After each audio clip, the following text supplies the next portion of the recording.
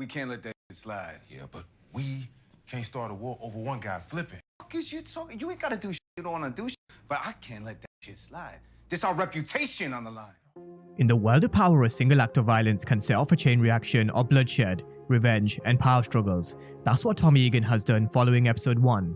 He's created a chain reaction which will no doubt kickstart a war and result in more blood being spilled. The CBI, Treason, Miguel Garcia, as well as the Serbs are in a game where power, territory, and ambition will collide. The more territory you have, the more money you make, and the more money you have, the more power it brings. But one of the slogans for Season 2 of Force is, more power, more problems. So I guess you guys can see where this is heading for not just the CBI and Treason, but also the Mexicans, the Serbs, and Walter Flynn and Dublin. Like Walter Flynn's father used to say, if you want peace, then prepare for war, which is what we're going to explore in this particular video. We're going to look at the impact of Tommy Egan's actions and how this will have a ripple effect on the entire drug trade, as well as various other subplots in the story involving Markovich wanting the Crimson projects and the beef with the Mexicans in Power Book 4 Force Season 2. Now, to understand this war that's upon us, we need to take it back to Season 1 of Force, which actually started with a betrayal from Jenard. He wasn't happy with the fact that Tommy came to Chicago and started pulling the strings within the drug trade. He sandwiched himself between the CBI and the Flynns and created a hell of a lot of noise. As he and Diamond began to form a partnership, Jenard made his move by sending Blackstone to the barbershop to assassinate Diamond. From then, it was game on. Jenard definitely deserved a bullet for his betrayal, but Diamond decided to give him one more chance because he felt as if he owed Jenard for taking away his future. I had plans, bro. College, a whole different life. I'm already knowing. No, you don't know. That's what I'm telling you. But I lost. This shit gone forever. So we learned Jenard had a bright future ahead of him, but Diamond going to prison forced Jay to step up in his absence and hold down the CBI. This is what caused a divide when Diamond was released. Jay had been running the CBI for 15 years in Diamond's absence, and things had definitely changed. They never really saw eye to eye on how to run the operation, with Diamond even being on the fence about whether he wanted to live this life. I also wonder whether Diamond will have any second thoughts, especially after the conversation with the new parole officer, Mr. Reeves. So that's just something to perhaps keep an eye on for the rest of Season 2. You know, will Diamond have a change of heart? But this split with Diamond and Jenard at the end of Season 1 meant there was a split within the CBI and also a split in territory. In the ruthless drug world of not just Chicago, but anywhere in the world, territory stands as a cornerstone of power and control. The same could be said about the corporate world. Territory translates into market dominance. Corporations that control a specific market have a bigger advantage in terms of the market share and profit. This is exactly how CBI, Treason, and the Serbs control the drug market.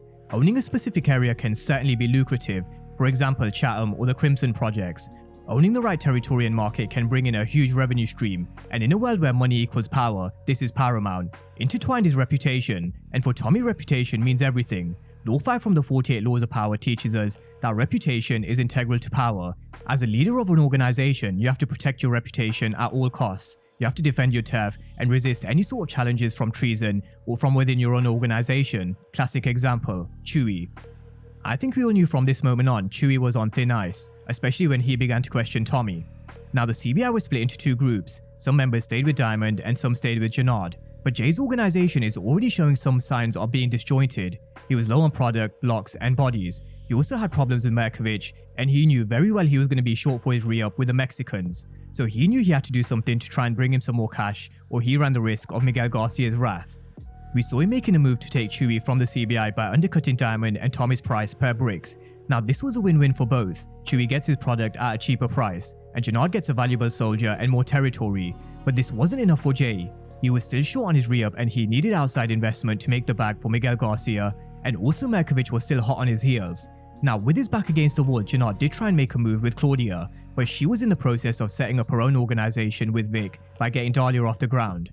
Now one thing I do want to touch on is they really didn't answer why Jenard and Claudia were in business together with Dahlia. But I am in the camp where I'm glad they got rid of Dahlia because I did feel that particular drug and storyline was out of place in a show that really should have been a continuation of the old power. But back to the problem with Markovich. The pipeline is worth more than anything that motherfucker ever gave you. So I'll return it to you. With interest. At the end of Season 1, we saw Jenard promising territory that Tommy and Diamond now occupy, the Crimson projects. This was before Diamond decided to spare his brother.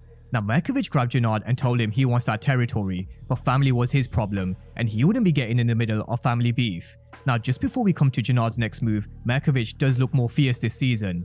You could see the fear in Jenard's eyes with both Miguel and Merkovich, so he's in a bit of a shitty situation. Going forward, the only way Jenard can get that territory back is 1. Making a deal with Tommy and Diamond, which I think we all know is a long shot, especially Tommy's move with Chewy. The other is taking the territory by brute force, but that will cause a huge war with his brother and the rest of the CBI. And does he really want to go toe-to-toe with Diamond and Tommy? I think we all know there's only going to be one winner. But having said that, Tommy's already started the war by killing Chewy, something Diamond wanted to avoid.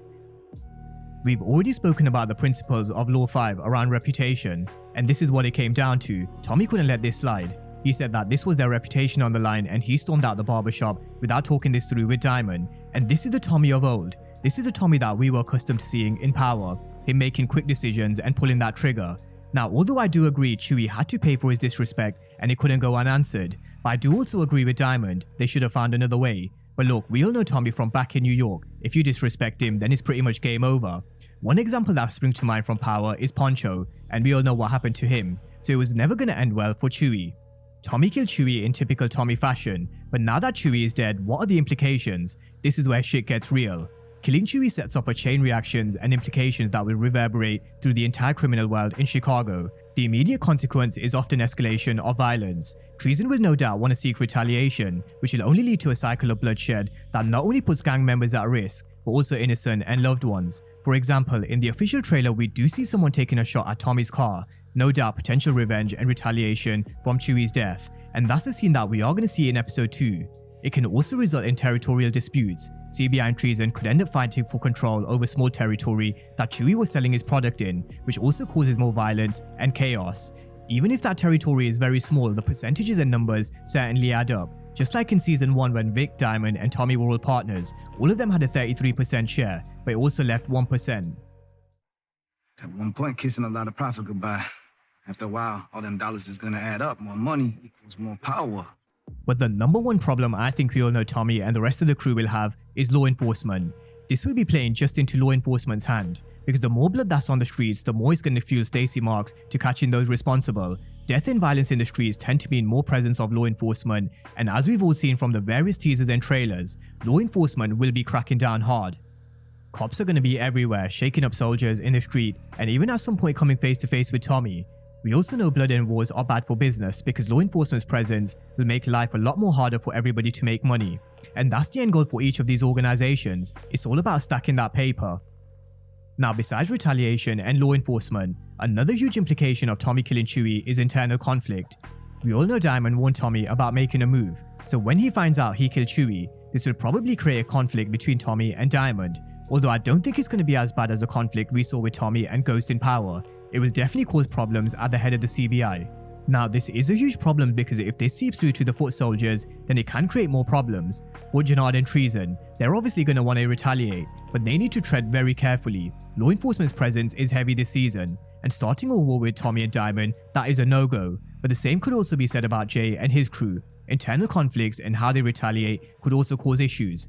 This is one of the reasons why I do think we need to keep a close eye on clues around Jenard moving back over to Team Tommy and Diamond at some stage in season 2, because there was a clue in the official trailer. Jay was shooting alongside Tommy, not directly at him. So at some point they are going to align by coming together, but at this moment in time we don't know how and why. So let's see how both of these organizations approach this delicate situation, because internal and external factors will be a problem.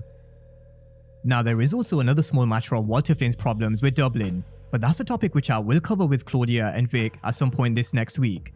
There's also Miguel Garcia's war with the Mexicans, but again, I do want to kind of see how things come to fruition as the season plays out. As we all know, at this moment in time, the Mexicans do have beef with the Serbs. So with that being said, drop all your thoughts down below in the comment section. Let me know how you see this playing out, and was Tommy right to kill Chewy? I feel as if he did have to answer for his disrespect, no doubt. But should he have found another way which doesn't end in more bloodshed and war? Because that's what's definitely upon us. So drop all your thoughts down below in the comment section. And as always, thank you guys for watching, and I'll see you next time.